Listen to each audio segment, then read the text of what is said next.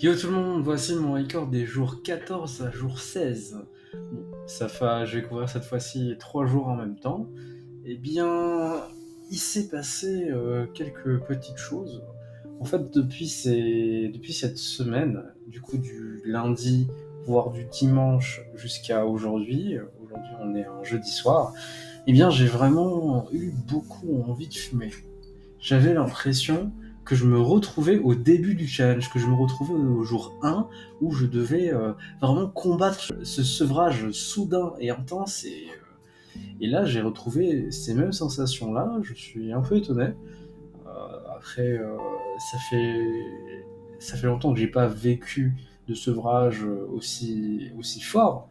Mais voilà, tous les matins, j'ai envie de, pas tous les matins, tous les après-midi, tous les soirs, même là en ce moment même, j'ai envie d'une cigarette, alors que contrairement à la semaine dernière, vraiment j'étais plus ou moins tranquille. La semaine dernière, j'avais quand même cette sensation d'envie de fumer, mais elle était fine et des fois elle disparaissait carrément. Là, cette semaine, je l'ai vraiment constamment ressenti, j'ai constamment envie et c'est plutôt désagréable et bon, je vais pas, comme j'ai dit dans les autres vidéos, je vais pas céder, hein.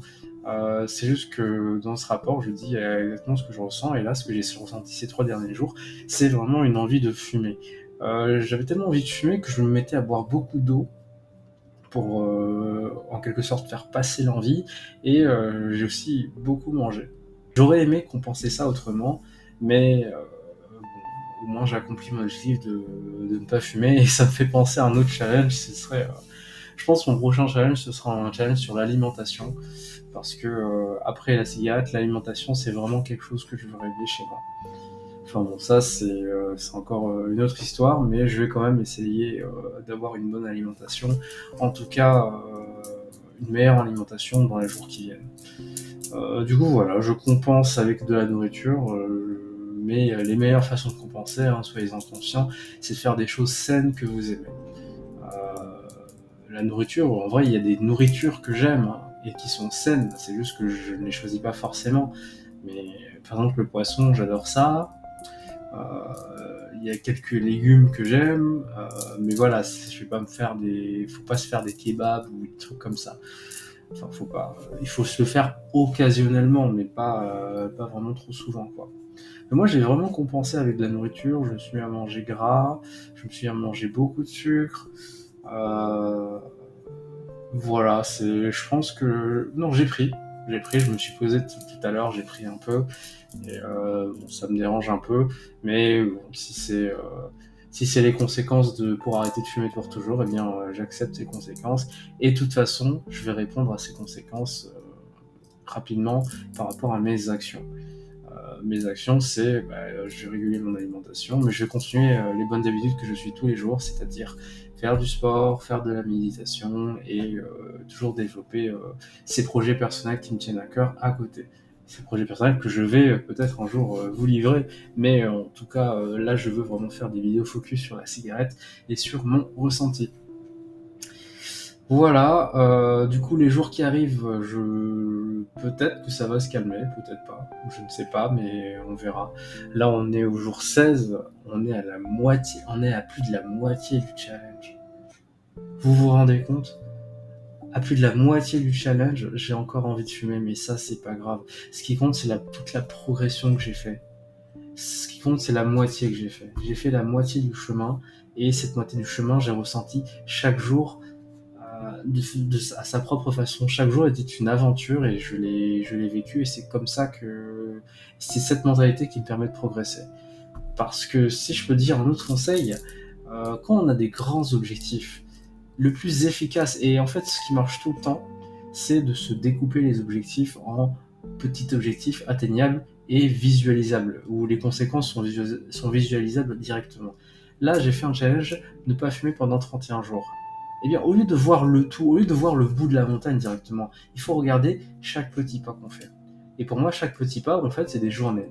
Moi, je veux, en fait, tous les jours gagner ma journée. Je me réveille en me disant, ok, ce jour, je vais le vivre, je vais le ressentir, et à la fin, je veux être content, et voilà, c'est mon combat de tous les jours. Mon combat toujours, c'est de ne pas céder aux envies de la cigarette, de ne pas fumer. À la fin, l'objectif final, c'est que ça fasse 31 jours, mais il faut vraiment apprécier ses efforts à chaque instant, à chaque journée, à chaque heure, et c'est ça qui nous fait progresser dans tous nos projets. Toujours déconstruire, toujours diviser un grand objectif en sous-objectifs, et ça, c'est ce qui nous permet vraiment d'avancer dans ce qu'on veut faire. Bon, voilà mon rapport pour 3 jours de suite. Ouais, ça fait un peu longtemps. Du coup, je me suis dit, non, faut quand même que je fasse mes rapports. De toute façon, je vais maintenir la cadence et je vais toujours continuer à faire des vidéos jusqu'au 31e jour. Et mes projets restent les mêmes. Hein.